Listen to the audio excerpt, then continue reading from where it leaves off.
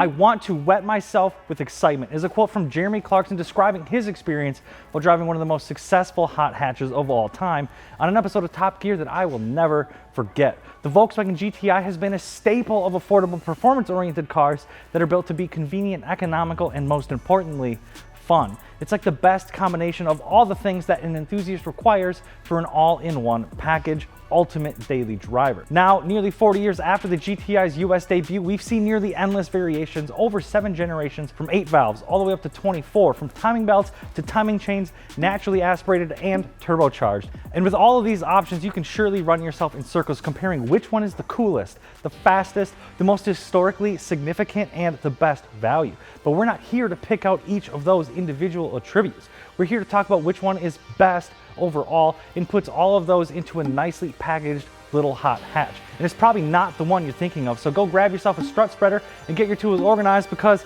oh, trust me, you're gonna need them, because on this episode of What Generation is Best, we're gonna be talking about the Volkswagen GTI. But before we jump right in, we gotta hit you with the plug. If you're enjoying the content, subscribe. Our team works very hard to bring you guys daily content. Give the video a thumbs up. It helps us get in front of other car enthusiasts just like yourself.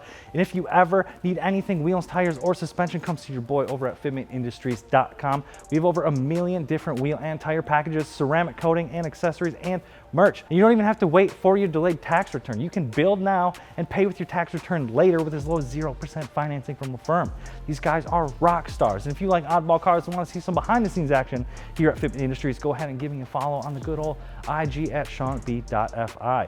Let's get started. Take yourself back in time for a moment to the year 1982, just 4 years after the CAFE fuel economy mandate passed Congress. V8s were all choked up, barely making more than 140 horsepower, and small imported economy cars were extremely popular but lacked character. So when Volkswagen, a non-domestic car company, released the 1983 Rabbit GTI with promises of being economical and fun, and they were going to build these German engineered sport compacts right here in the good old US of A, just like the current Rabbit, now with a whopping 90 horsepower coming from a 1.8 liter single overhead cam 8 valve 4, which sounds like complete dog shit by today's standards. But in 1982, this little 90 horsepower Rabbit GTI was doing 0 to 60 a whole second faster than a 5 liter V8 Trans Am. Could you even imagine that today?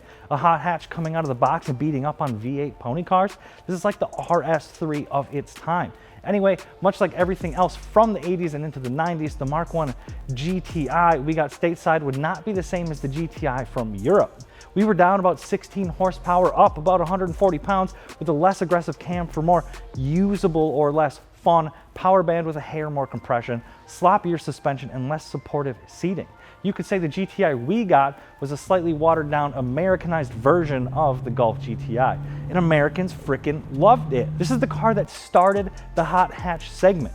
This is the car that made front wheel drive sport compacts not boring and brought to life the hot hatch wars that we see even to this day. If we didn't have the GTI, we likely never would have gotten a CRX or a Golf R or a Focus ST or RS and all kinds of other stuff. The Mark I Rabbit GTI is undoubtedly a relevant piece of automotive history, but with it coming up to its 40th birthday, these cars in really any sort of respectable condition have all but disappeared and kind of got expensive. I mean, hell, in 2019, a 100,000 mile example of an 83 Rabbit GTI sold on Bring a Trailer for $33,000. You could go buy a really nice used Golf R with less miles for that money.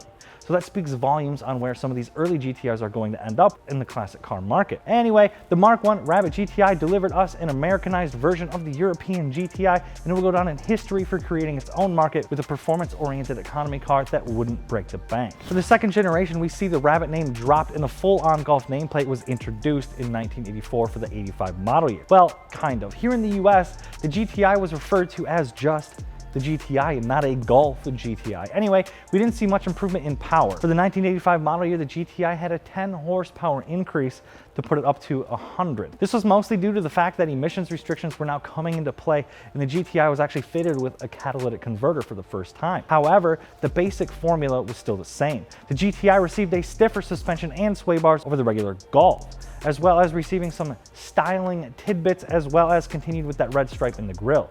It was still the people's choice for the sportiest sport compact, while retaining the German engineering we all know and love, while keeping jobs in America. But then for the 1987 model year, Volkswagen gave the 1.8 liter an additional cam and 16 valves to increase power to kind of counteract the addition of that catalytic converter. Now up to 120 horsepower stateside, these cars were still competing with cars that were much more expensive than it and still selling like freaking hotcakes.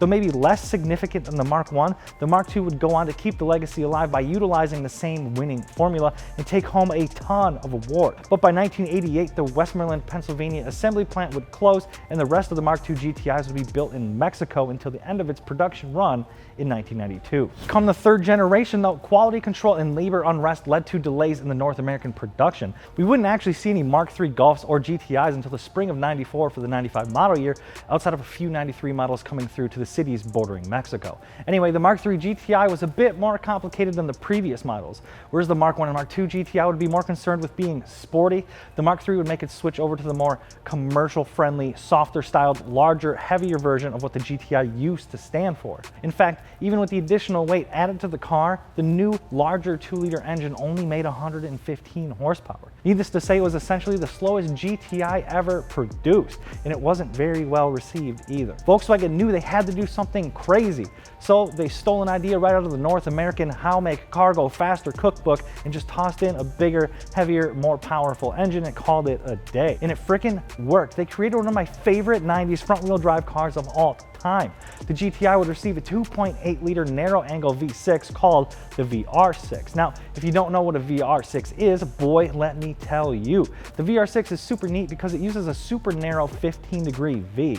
Well, how in the dickens does that work, you ask? Well, the cylinders are actually kind of offset from each other, so the whole package isn't much wider than an inline six and is still as short as a 4-cylinder. This allows the car to utilize a single cylinder head and keep the package small while getting that V6 torque and then that inline six kind of smoothness and power. Although it did make the car even heavier and it gained some understeer with all that weight in the nose, the 170 horsepower 3-door hatchback was pulling to 60 in under 7 seconds, which is what a lot of your other V8 cars were doing at the time, let alone the other hot hatches. Anyway, this narrow angle V6 has unequal length intake and exhaust runners, which is kind of what gives it that magnificent and unique sound. I'm so pissed that I sold mine. It wasn't actually a GTI, but it was a Mark III Jetta GLX VR6 with an old school early 2000s turbo kit on it. It was white, just like the one in Fast and Furious, and it sounded so good and had like 90,000 miles. It was awesome, and I sold it, and I hate myself every day for it because the good ones all disappeared. So if you have one, get at me. Anyway, the Mark IIIs haven't exactly been the most desirable. It kind of has that 996, 911 syndrome where it made leaps and bounds in the performance department, but the original DNA people were in love with just wasn't there. Once the Mark IV came around for the 1999 model year in the US, the GTI wasn't much more than just a trim level, considering you could really get any engine combination with or without the GTI badge. By 2000, the infamous 150 horsepower and later 180 horsepower 1.8 liter turbo 4 would be added to the engine option list. Die-hard Volkswagen fans would scoff at the car getting even bigger and heavier yet again, but the new GTI did gain popularity from a much larger audience. The more modern-looking and feeling GTI became a real popular platform for modification. The 1.8 liter turbo responded extremely well to very simple modifications and a little bit of software. The 2-liter got decent enough gas mileage and became the base model, and the VR6 was still a torque monster. So even though they lost sight on that original GTI DNA with big power and luxury-styled interior in a convenient hatchback package, the GTI formula is still alive and well here. It is a very popular choice to this day among enthusiasts. For the Mark V GTI, Volkswagen would look back with an attempt to return to its roots. No, it didn't get lighter or get a smaller engine. Well, I mean, I guess they dropped the V6, so kind of. But anyway, the GTI would return in 2005 for its 5th generation, sporting a new 2-liter turbocharged engine with a flat 200 horsepower, red trim, back in the grille, and then some plaid insert cloth seats. This is also a time when you could option in a super sick DSG gearbox that would do 0 to 60 sprints about half a second quicker than its manual counterpart. The interior and exterior styling hasn't exactly dated very well, nor has the quality. It's just a bit. It's really kind of awkward looking and potentially just a tad too new to actually be able to appreciate it for what it is, like we've come to do with the Mark IVs. Some even speculate that this is one of the last GTIs before electronic complexity took over and could become one of the most collectible of all time. For 2010, the US market would see the introduction of the Mark 6 GTI, which for all intents and purposes was more of a large update than it actually was a new GTI. In the US, power stayed exactly the same as the previous generation, and the overall styling was changed up just a little bit to become a little more aggressive and a bit less 2005, if you will. Interior quality and design stepped its game up as well, and just overall was a nice improvement over the Mark 5, even if it's not a totally new car. The Mark 6 also got some updates in the handling department as well. Racing legend Hans Joachim Stuck was in charge of dialing in the Mark 6's setup, and it received an electronic differential as well. It's some pretty neat stuff. Come 2015 though, the Mark 7 GTI would touch down on US shores with a completely new platform. But not just another extra 200 pounds heavier platform. No, the Mark 7 GTI was actually lighter than the outgoing Mark 6 by almost 100 pounds. That's because the new GTI is actually on the MQ platform, shared with cars like the Audi A3, TT, the Passat, and all kinds of other Volkswagen vehicles. Power is up to 220, a little lackluster by current standards considering, you know, the Focus ST and whatnot. But the GTI has this thing going where so long as it's improved over the previous generation, people are still gonna buy it. It's a really unique phenomenon, but I'll be damned if it doesn't work for Volkswagen. Interior is again much improved. The new look is super aggressive looking without going completely overboard. In the 18 model year also marked the Mark 7 facelift, which would get some awesome new headlights, and the performance package brings power up to 242. But of course, that power package is not available in the United States. Anyway, what I'm getting at is that the Mark 7 is really good at everything, and it looks sporty yet classy. It's quick enough, it handles really good, and the interior makes it a nice place to be. But when it comes to nearly 40 years of history, you can't just rely on the car being modern to be the best. And you can't just rely on 0 to 60 numbers to conclude a comparison. It's the combination of nostalgia, value, fun having, and not puking every time you touch the interior. Mark 5. But the one that really sticks out most to me as the best GTI is the one that has acceptable build quality, can handle extremely well with some quality suspension modifications, sounds awesome, is cheap to buy, cheap to modify, even if it's not cheap to live with, and can pull off just about any look you decide to go with and still garners attention from most car people if you have a clean setup. And that is undoubtedly going to have to be the Mark 4 GTI. I mean, come on, a 1.8T, basic bolt-ons and a tune, and you have a really fun, quick car.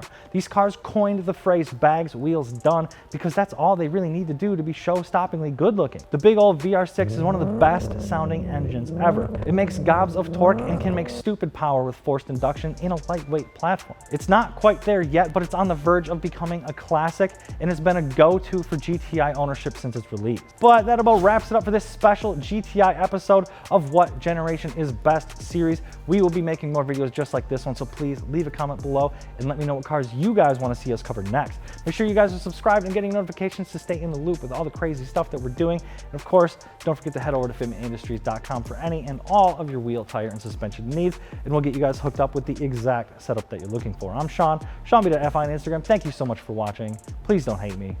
Peace. Oh.